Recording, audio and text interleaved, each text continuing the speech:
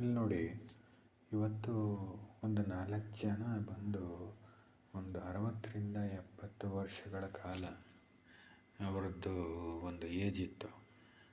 ಅವ್ರಿಗೆ ಒಂದು ಅಂಡರ್ಸ್ಟ್ಯಾಂಡಿಂಗ್ ಯಾವ ರೀತಿ ಇತ್ತು ಅಂದರೆ, ಈ ಶುಗರ್ ಅನ್ನೋದು ಒಂದು ಸತಿ ಬಂದರೆ ಹೋಗೋದೇ ಇಲ್ಲ ಅನ್ನೋದು ಅವ್ರಿಗೆ ಒಂದು ಅಂಡರ್ಸ್ಟ್ಯಾಂಡಿಂಗ್ ಥರ ಇತ್ತು.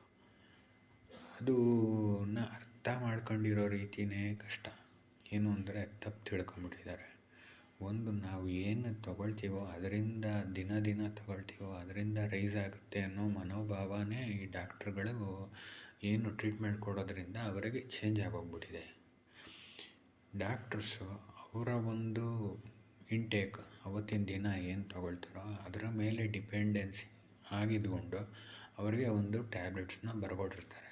ಆದರೆ ಅವರಲ್ಲಿ ಒಂದು ಸ್ವಲ್ಪ ಚೇಂಜ್ ಮಾಡಿಕೊಂಡು ಊಟದಲ್ಲೇ ಆಗಲಿ ಅಥವಾ ತಿಂಡಿನಲ್ಲೇ ಆಗಲಿ ನೈಟ್ ಏನು ತೊಗೋತಾರಲ್ಲ ಅದರ ಮೇಲೆ ಡಿಪೆಂಡ್ ಆಗಿದ್ಕೊಂಡು ಇವಾಗ ಚಪಾತಿನ ಬೇರೆ ಥರದಲ್ಲಿ ಏನಾದ್ರು ತೊಗೊಳ್ಳೋದು, ಮಿಕ್ಸ್ ಮಾಡಿಬಿಟ್ಟು ಬೇರೆ ಹಿಟ್ಟನ್ನ ಜೊತೆ ತೊಗೊಂಡಾಗ ಫೈಬರ್ ಕಂಟೆಂಟ್ ಬಂದಾಗ ರಾತ್ರಿಗೆ ಬೆಳಗ್ಗೆ ರೀಡಿಂಗ್ ಕಡಿಮೆ ಆಗುತ್ತೆ. ಆ ಒಂದು ಥಿಂಕಿಂಗ್ ವೇ ಅಥವಾ ಒಂದು ಯೋಚನೆಯಲ್ಲೇ ಇವತ್ತಿನ ದಿನ ಇಲ್ಲ. ಅದೇ ಬಂದಿರೋ ದೊಡ್ಡ ಪ್ರಾಬ್ಲಮ್.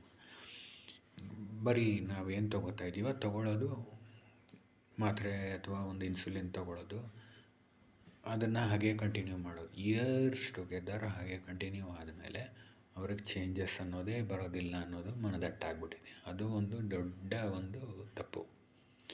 ಇವತ್ತಿನ ದಿನ ಪ್ರಾಬ್ಲಮ್ ಲೈಕ್ ಇಷ್ಟಿದೆ, ಶುಗರ್ ಸ್ಟಾರ್ಟ್ ಆಗಿದೆ ಅಂತ ಡಾಕ್ಟ್ರ್ ಹತ್ರ ಹೋದಾಗ ಡಾಕ್ಟ್ರು ಚೆಕ್ ಮಾಡ್ತಾರೆ, ಅವರು ಬರ್ಕೊಡ್ತಾರೆ. ಬರ್ಕೊಟ್ಟ ಮೇಲೆ ಅದನ್ನು ರಿವರ್ಸಲ್ ಬಗ್ಗೆ ಅಥವಾ ಏನೊಂದು ಕಡಿಮೆ ಮಾಡ್ಕೊಳ್ಳೋ ವಿಚಾರ ಅವರು ಯೋಚನೆ ಮಾಡೋಂಗಿಲ್ಲ. ಹಂಗೆ ಇವತ್ತಿನ ದಿವಸ ಎಲ್ಲರೂ ತಿಳ್ಕೊಬಿಟ್ಟಿದ್ದಾರೆ. ಅದು ಡಾಕ್ಟ್ರ್ ತಪ್ಪು ಅಂತ ಹೇಳೋಕ್ಕಾಗಲ್ಲ, ಅದನ್ನು ನಾವು ತಿಳ್ಕೊಂಡಿರೋದು ತಪ್ಪು ಆ್ಯಕ್ಚುಲಿ. ಇದನ್ನು ಟ್ರೈ ಮಾಡೋದು ಅಂತಂದರೆ ಬೆಳಗ್ಗೆ ತಿಂಡಿನಲ್ಲಿ ಚೇಂಜಸ್ ಮಾಡ್ಕೊಳ್ಬೇಕಾಗುತ್ತೆ. ಏನಾದರೂ ಮಿಲ್ಲೆಟ್ ಬೇಸ್ಡ್ ಇರಬೇಕು, ಮಧ್ಯಾಹ್ನ ಬ್ರೌನ್ ರೈಸ್ ಇರಬೇಕು, ರಾತ್ರಿ ಚಪಾತಿಗೆ ಏನಾದ್ರು ಬೇರೆ ಫ್ಲೋರ್ನಲ್ಲಿ ಮಿಕ್ಸ್ ಮಾಡೋದು, ಫೈಬರ್ ಕಂಟೆಂಟ್ ಜಾಸ್ತಿ. ಇವಾಗ ಗೋಧಿ ಹಿಟ್ಟು ಜೊತೆಗೆ ಇದು